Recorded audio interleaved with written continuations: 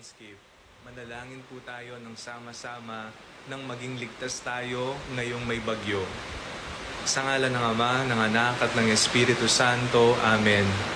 Panginoon, iligtas po ninyo kami sa bagyong ito. Tanggalin po ninyo ang aming takot at kabalisan sa puso at kaisipan. Magpadala po kayo ng tulong sa lahat ng mga nangangailangan sa kasalukuyan, pagkain, kasuotan, tubig at matitirhan. Huwag niyo po kaming pababayaan. Samahan po ninyo kami. Wala po sanang masugatan, bawian ng buhay, maaksidente o ano paman na maaring masapit namin sa napakalakas na bagyong ito. Kakapit po kami sa inyo. Naniniwala po kaming tutulungan niyo po kami kung papaanong tinulungan po ninyo ang yung mga takot na alagad noong nagkaroon ng malakas na bagyo at matataas na alon. Maranasan po nawa namin ang kapayapaan. Huwag niyo po kaming pababayaan. Samahan po ninyo kami. Sa napakalakas na bagyong ito, alam po naming mas malakas kayo dito. Sa ngalan ni Jesus na aming Panginoon, Amen. Sa ngalan ng Ama, ng Anak at ng Espiritu Santo, Amen. Manatili pong mahinahon, alerto, mag-ingat at handa, at higit sa lahat, magdasal po tayo ng sama-sama nang manatili tayong ligtas sa napakalakas na bagyong ito. Ingat po.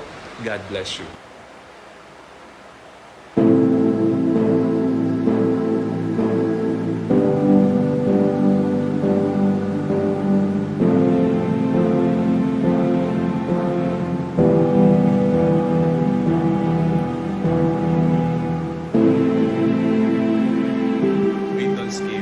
Manalangin po tayo ng sama-sama nang maging ligtas tayo ngayong may bagyo. Sa ngalan ng Ama, ng Anak at ng Espiritu Santo. Amen. Panginoon, iligtas po ninyo kami sa bagyong ito.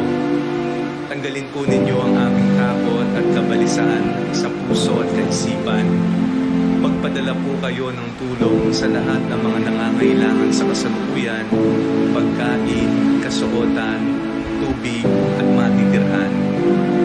Huwag niyo po kaming pababayaan. Samahan po ninyo kami. Wala po sanang masugatan, bawian ng buhay, maaksidente o ano paman na maaring masapit namin sa napakalakas na bagyong ito. Kakapit po kami sa inyo. Naniniwala po kaming tutulungan niyo po kami kung papaanong tinulungan po ninyo ang yung mga takot na alagad noong nagkaroon ng malakas na bagyo at matataas na alon.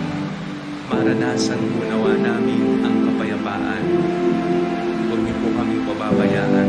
Samahan po ninyo kami. Sa napakalakas na bagyong ito, alam po namin mas malakas kayo dito.